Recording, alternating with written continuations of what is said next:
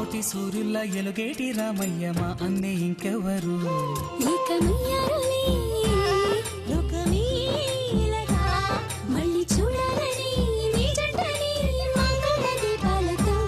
కాచి ఉన్నాయిలే కోటి గుండెలే రామ సీతమ్మల సంసారమే వెయ్యేళ్ళ బంధాల వర్తిల్లమంటూ రామ సక్కని సీత ఆమె ప్రేమాంత రామ శ్వాస మా రామ సక్కని సీత బడిల మనసు అంత వెన్నపూస.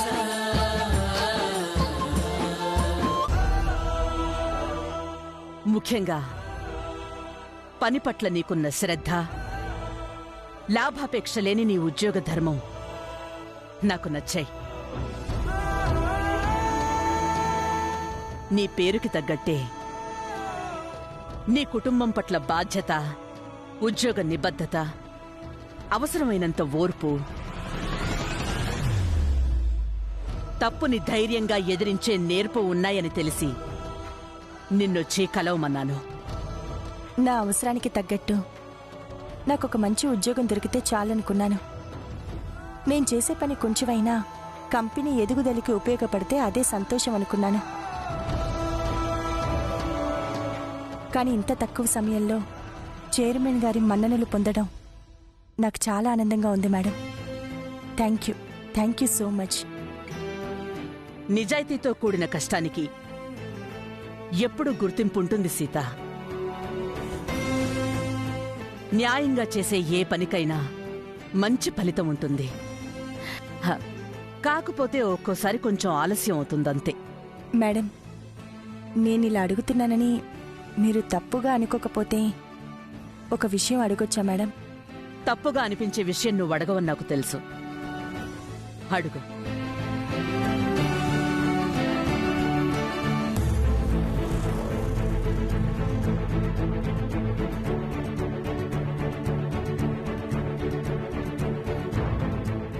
మీ కాళ్ళు, ఈ వీల్ చైర్,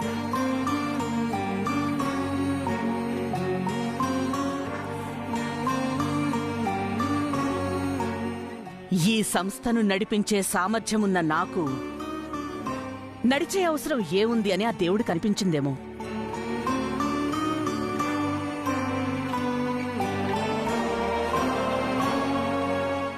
యాక్సిడెంట్లో కాళ్లు పోయేలా చేశాడు.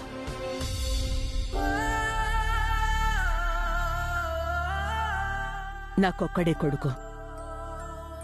అల్లారు ముద్దుగా పెంచాను. ఒక అమ్మాయిని ప్రేమించాడు, పెళ్లి చేశాను. ఆ జంటను చూసి, ఆ ప్రేమను చూసి ఎవరి కన్ను కొట్టిందో, ఎవరి దిష్టి తగిలిందో. యాక్సిడెంట్ అయి కోడలు చచ్చిపోయింది. నా కొడుకు మానసికంగా దెబ్బతిని ప్రాణం ఉన్నా లోకం తెలియని వాళ్ల బ్రతుకుతున్నాడు.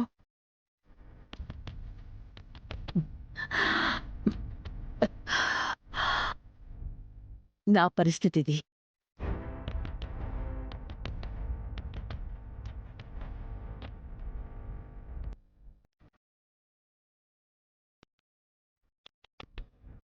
మేడం,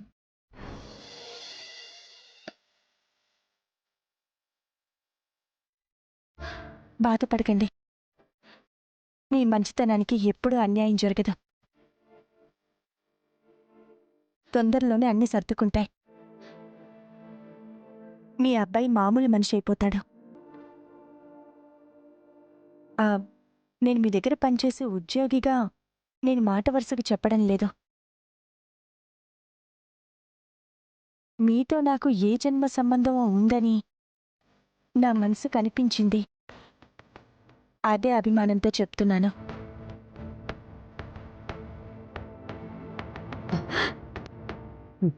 చాలా సంతోషం సీత. కన్నీళ్లు తుడిచిన నీ చెయ్యే అండగా ఉండి నా కష్టాన్ని గట్టెక్కించాలి. అభిమానంతో నువ్విచ్చే ధైర్యమే ఎప్పటికీ నాకండగా ఉండాలి.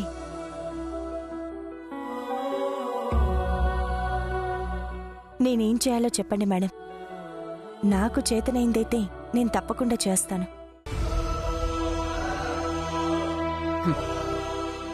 ఆ రాజశేఖర్ని ఎండి స్థానం నుంచి ఇప్పుడే తొలగించాను.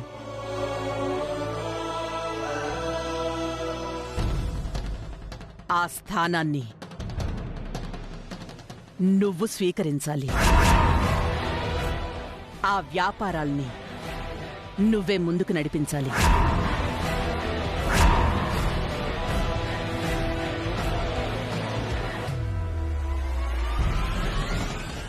మేడం, నేను చదివిన చదువుకి నాకు తగిన జాబ్ ఇప్పుడిచ్చారు మేడం. కానీ ఎండీగా బాధ్యత తీసుకోవడం అంటే... సీత, సమర్థత ఉన్న నీకు బాధ్యత నెరవేర్చలేవేమో అన్న సందేహం అవసరం లేదు సీత. మన చదువు విజ్ఞానాన్ని నేర్పిస్తుంది. కొంతవరకు భవిష్యత్తులో ముందుకు వెళ్ళడానికి తోడ్పడుతుంది. కానీ అది మాత్రమే అన్నిటికీ కొలమానం కాదు.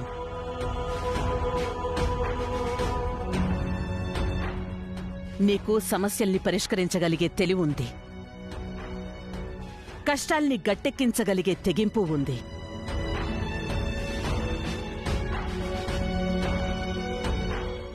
ఎండి స్థానంలో కూర్చునే అర్హత నీకన్ని విధాలుగా ఉంది.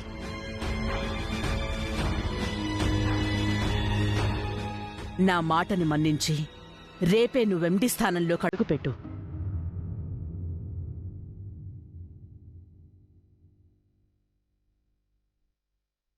తప్పకుండా మీ మాటకి గౌరవం ఇస్తాను మేడం. కానీ నేను ఏ పని చేసినా నా భర్త అనుమతితోనే చేస్తాను. ఆయన సరే అంటేనే అడుగు ముందుకు వేస్తాను. ఒకసారి నా భర్త దగ్గర పర్మిషన్ తీసుకొని నా నిర్ణయం చెప్తాను మేడం. తప్పకుండా సీత. పేరుకి తగ్గట్టే భర్త అడుగుజాడల్లో నడిచే భార్యవి నువ్వు. రామరాజు చాలా గొప్పవాడని విన్నాను. వయసులో పెద్దదానిగా ఇది నా కోరిక అని కూడా నీ భర్తకి ఒక్క మాట చెప్పి ఒప్పించే ప్రయత్నం చెయ్యి. సరే మేడం. మీరు మీ ఇంట్లో అంత ఆస్తి పెట్టుకుని ఇక్కడెందుకుంటున్నాననేగా నీ సందేహం? ఇది నా భర్త ఎంతో ప్రేమగా కట్టించుకున్న దేవాలయం. సరే మేడం, ఇక నేను బయలుదేరుతాను. అలాగేనమ్మా, వస్తాను.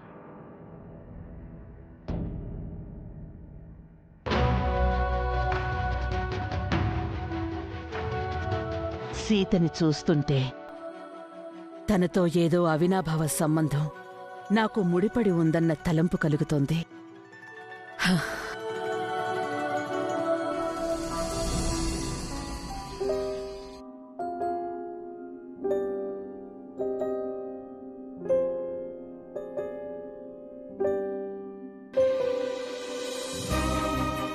సరస్వతి, తీసుకో.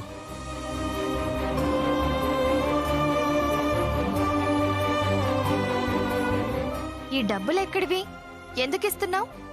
నాకు చిన్నపాటు ఉద్యోగం వచ్చింది. అడ్వాన్స్ కింద ఈ 5,000 ఇచ్చారు, తీసుకో.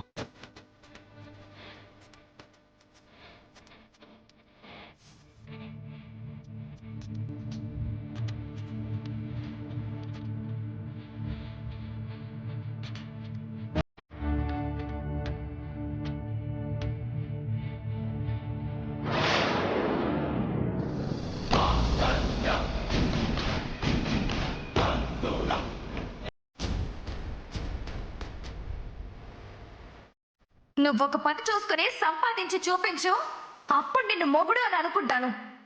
అప్పటిదాకా నువ్వు అసలు నా మొగుడివే కాదు.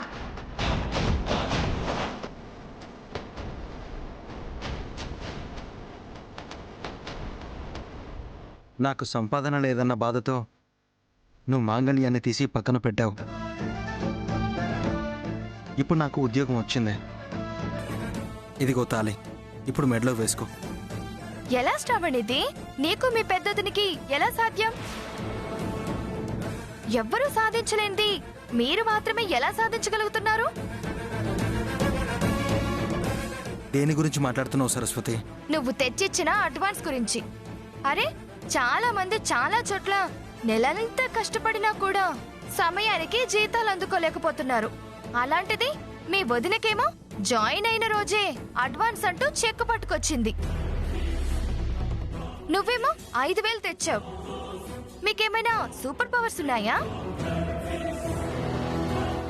అదంతా వదిలే సరస్వతి, ముందు ఈ తాళి మెళ్ళో వేసుకో. ఎందుకు? అదేం ప్రశ్న సరస్వతి? ఆడదానికి ఈ తాళే ఐదోతనం ఇస్తుంది. మెడలో మాంగళ్యం లేకుండా పెళ్ళైన ఆడది ఉండడం తప్పు. అందుకే వేసుకో అంటున్నాను. ఓహో, 5వ తరం అంటే ఆడదానికి భర్త ప్రసాదించిన సౌభాగ్యం. సో ఈ తాళి నా మెడలో లేకపోతే నీకేమైనా అవుతుందేమోనన్న భయంతో ఉద్యోగంలో చేరావు, అంతేనా? నాకేమో అవుతుందని భయం కాదు సరస్వతి. హిందూ సంప్రదాయం ప్రకారం ఆడదాని మెళ్ళో తాళి ఉండడం సాంప్రదాయం. అందుకే వేసుకోమంటున్నాను. అవునా శ్రవణ్, హిందూ సంప్రదాయాన్ని బాగా వంట పట్టించుకున్నట్టున్నావు. పెళ్లి యొక్క ధర్మం తెలుసుకున్న వాడివి భార్యని బాగా చూసుకోవాలని, భార్య మనసు కష్టపెట్టకూడదని, భార్య అడిగింది చెయ్యాలని తెలుసుకోలేకపోయావా? లేకపోతే ఆ సాంప్రదాయంలో వాళ్ళు ఇవన్నీ రాయలేదా?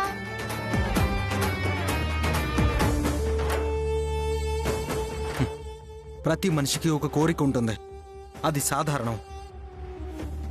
ప్రతి భార్యకు ఎన్నో ఆశలుంటాయి, అది సహజం. కోరికలైనా ఆశలైనా పరిస్థితులకు అనుగుణంగా సర్దుకుపోయేలా ఉండాలి, కానీ కించపరిచేలా ఉండకూడదు. జీవితం అన్నాక ఆటంకాలు వస్తాయి, అర్థం చేసుకోవాలి. అయినా నీకేం తక్కువ చేశారని చులకన చేసి మాట్లాడుతున్నావు? అసలు నువ్వు నాకు ఏం చేసావని నీకు విలువిచ్చి మాట్లాడాలి? నా ఇష్టాన్ని నువ్వు ఏ రోజైనా గౌరవించావా? నా బాధని ఏ రోజైనా పట్టించుకున్నావా? భార్యకి కడుపు తెచ్చే మగతనం నీలో ఉన్నా పుట్టబోయే బిడ్డని కాపాడుకోలేని, దానికి కారణమైన వాళ్ళని ఎదిరించలేని చేతకాని వాడివి నువ్వు. సరస్వతి, సరస్వతి! శ్రవణ్,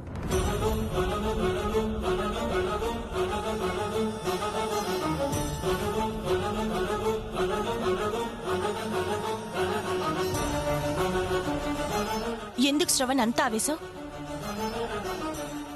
నాది ఆవేశం కాదొదినా, నా భార్య నా మనసుని అర్థం చేసుకోలేకపోతుంది అన్న ఆవేదన. ఎంత కోపాన్ని కంట్రోల్ చేసుకున్నా కూడా రెచ్చగొట్టేలా ఎలా మాట్లాడుతుందో తెలుసా?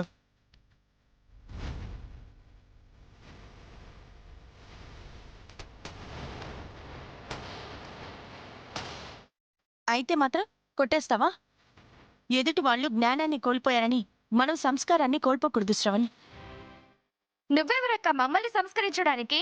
నా మొగుడు నన్ను కొడతాడు, తిడతాడు. తగుదనమ్మా అని మా మధ్యలోకి దూరిపోయి నీతో చెప్పడానికి నీకేం హక్కుంది?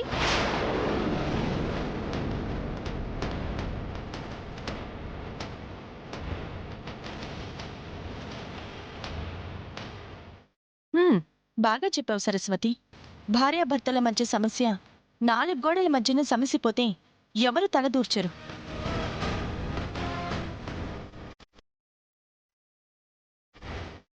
నువ్వు హాల్లో గొడవ మొదలుపెట్టా, తాళిని ఎగతాళి చేస్తున్నా.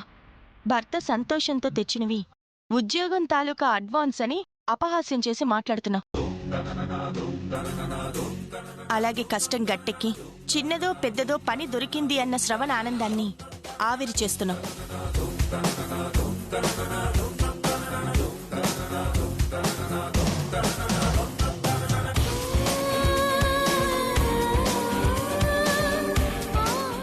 వాదన మీ దగ్గర ఆగిపోకుండా అందరికి వినిపించింది కాబట్టే అది గొడవలా మారే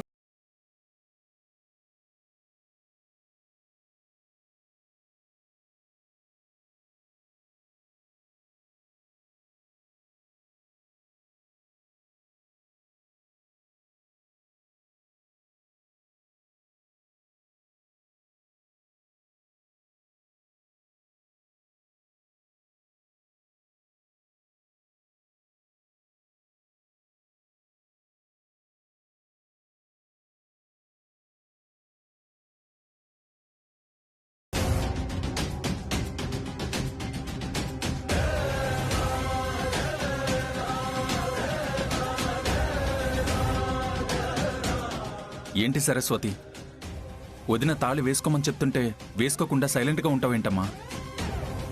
వేసుకో. పెళ్ళైన ఆడపిల్ల బోసిమెడతో ఉండకూడదు. పెద్దవాళ్ళు ఊరికే చెప్పలేదు. అన్నిటికన్నా తేలికైందేంటంటే ఎదుటి వాళ్ళకి సలహాలు ఇవ్వడము అని.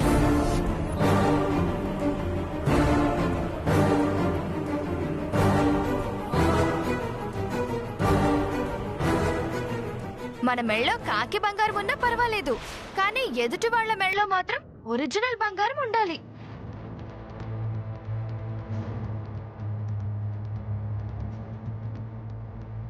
మీ ఆవిడేమో మోడలింగ్ అని, షూట్ అని ఏకంగా దాన్ని తీసి పెట్టెలో భద్రంగా పెట్టినప్పుడు ఇప్పుడు మీరు నాకు ఇచ్చిన సలహా ఎటుపోయింది?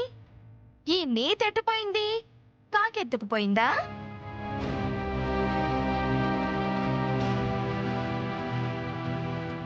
మీరు భార్యకి చెప్పుకోలేరు కానీ నాకెందుకు సలహా ఇస్తున్నారు?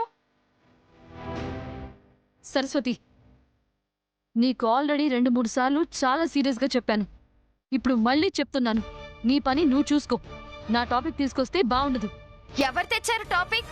మీ ఆయన తెచ్చాడు. నేను తాళి వేసుకుంటానో లేదో నేను చూసుకుంటాను. నాకెందుకు ఆయన చెప్పడం? సరస్వతి, నీకు రాను రాను పెద్ద అంతరం చిన్న అంతరం లేకుండా పోతోంది. పెద్దరికానికి విలువిచ్చి కొంచెం నోరు అదుపులో పెట్టుకుంటే మంచిది. అనవసరమైన వాదనలు పెట్టుకోకుండా మెళ్ళో తాళి వేసుకో. తాళిని వేసుకోపోతే కొంపలు ఏమన్నా మునుగుతాయా? నేను వేసుకోను.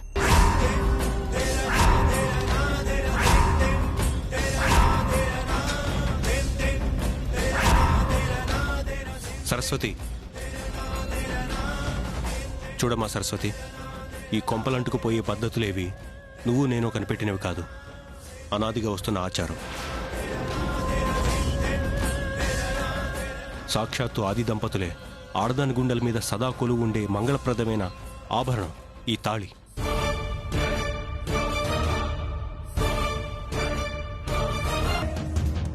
వృత్తిరీత్యా దాక్షాయణి తాళి తీసింది తప్ప ఆ మాంగళ్యాన్ని చులకన చేసే ఉద్దేశం తంది కాదు.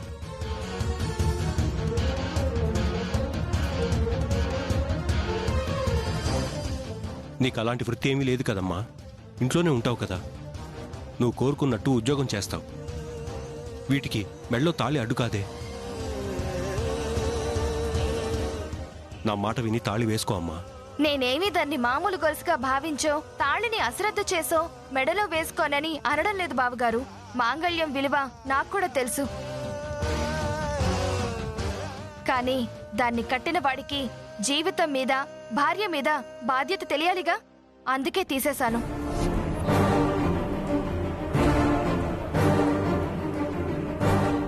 ఈ రోజే కదా ఉద్యోగం వచ్చిందని చెప్పాడు. ఏమో ఎవరికి తెలుసు, రేపు మళ్ళీ పార్క్ లో కూర్చుని ఉద్యోగం పోయిందంటే అప్పుడేంటి?